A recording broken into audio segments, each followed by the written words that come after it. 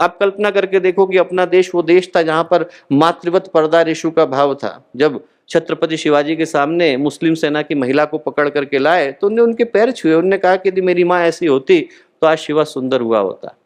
छत्रसाल के पास जब युवती आई लेकर के तो युवती ने कहा कि आप, मेरे मन में भाव है कि मेरा पुत्र आपकी तरह हो। छत्रसाल ने उनके पैर छुए, उन्होंने कहा माँ इसके लिए इंतजार करने की क्या आवश्यकता है, आप मुझे अभी पुत्र बना लो, मेरे से विवाह करने की क्या आवश्यकता, मैं अभी आपका पुत्र बन जाता हूँ। वो भाव हमारे यहाँ महिलाओं के प्रति, नारियों के प्रति था। और आज क्या दुर्भाव हो गया है, यदि कोई बहन छिड़ रही हो तो बचाने के लिए भाई तो एक निकल करके नहीं आता, कसाई चार जरूर निकल आते हैं।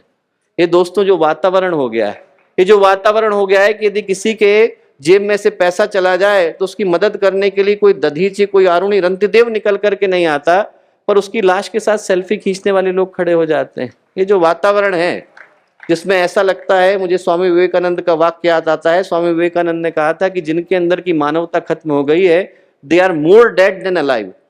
इंसान नहीं रहे वो, उनके अंदर का इंसान मर गया है। और कईयों को देख करके ऐसा लगता है दोस्तों कि उनका मानवता का खोल भर खड़ा है, अंदर की मानवता समाप्त हो गई, उनको दफनाना भर बाकी रह गया है। उनके अंदर इंसान का चेहरा भर है, अंदर पशु है, भेड़िए हैं, पिशाच। और ऐसे व्यक्तित्वों के मध्य में यदि आप गायत्री परिवार के युवाओं को देखोगे तो आपको मूल्य समझ में आएगा कि क्या व्यक्तित्व निकल करके आए। कंकड़ों के मध्य में हीरे को रख देने से उसकी चमक पता चलती, कीचड़ के मध्य जब कमल खिल करके आता है तो उसका सौंदर्य पता चलता है।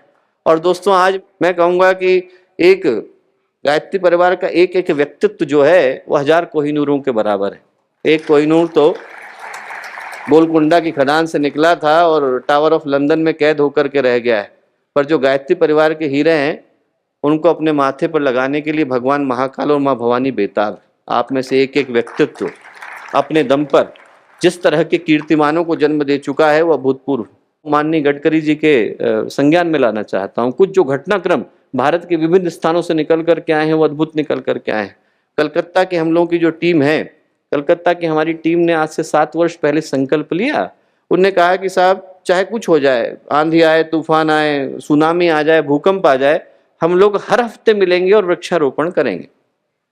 अपने घर में करें, चाहे सड़क पर करें, कहीं पर भी करेंगे। लोगों ने कहा संकल्प 1-2 दिन से ज्यादा चलेगा नहीं। और आज 378वां सप्ताह है। इस बीच में अनेकों घटनाक्रम घटे और उनको देख करके भारतवर्ष में करोड़ों की संख्या में पेड़ लगे। बंगाल से चला हुआ वो आंदोलन जो था, अभियान मध्य प्रदेश में फैला, राजस्थान में फैला, महाराष्ट्र में फैला।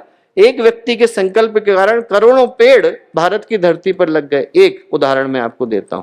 थोड़ा इधर की तरफ आएंगे, आप पटना में आए तो लोगों ने कहा कि साहब पटना में इतने सारे बच्चे बिना एजुकेशन के घूमते हैं। और जो हमारी पटना की टीम थी उन्होंने कहा कि साहब जो बच्चे आईएएस बनना चाहते हैं, आईपीएस बनना चाहते हैं, पीसीएस बनना चाहते हैं, उनको हम लोग निःशुल्क पढ़ाएंगे।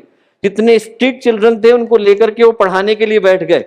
और एक को देख करके चला हुआ संकल्प आज 1,25,000 बच्चे उनके यहाँ पढ़ रहे हैं। 300 के करीब शिक्षक हैं जो अपना समय दे रहे हैं। लोग एक एक स्ट्रीट पर बैठ करके इस चीज को पढ़ रहे हैं और अद्भुत वहां से प्रेरणा निकल करके आई। उनने सिद्ध कर दिया कि वो पाटलिपुत्र के बच्चे हैं, वो लोग उस धरती के बच्चे हैं जहां से भगवान बुद्ध ने जन्म लिया, जहां से गुरु गोविंद सिंह ने जन्म लिया, जो कभी विश्वामित्र की धरती रही, राजा जनक की धरती रही। उनने सिद्ध करके दिखाया। 3 बजे सुबह उठ करके आज की तारीख में 25,000 युवा ध्यान करते हैं, जप करते हैं, यज्ञ करते हैं, योग करते हैं। हम लोगों का कार्यक्रम था और वहां पर उनने कहा कि साहब सुबह 5:30 बजे से हम लोगों को कार्यक्रम शुरू करना पड़ेगा। उन लोगों ने 3 बजे सुबह से बैठ करके यज्ञ को किया कि साहब हम अपने जप के क्रम को नहीं तोड़ेंगे पर यहाँ पे कार्यक्रम करके जाएंगे। एक अद्भुत संकल्प। हमारे YouTube चैनल शांति कुंज वीडियो गायत्री परिवार को सब्सक्राइब करें एवं बेल आइकन जरूर दबाएं ताकि गायत्री परिवार की विभिन्न गतिविधियों की जानकारी आपको मिलती रहे।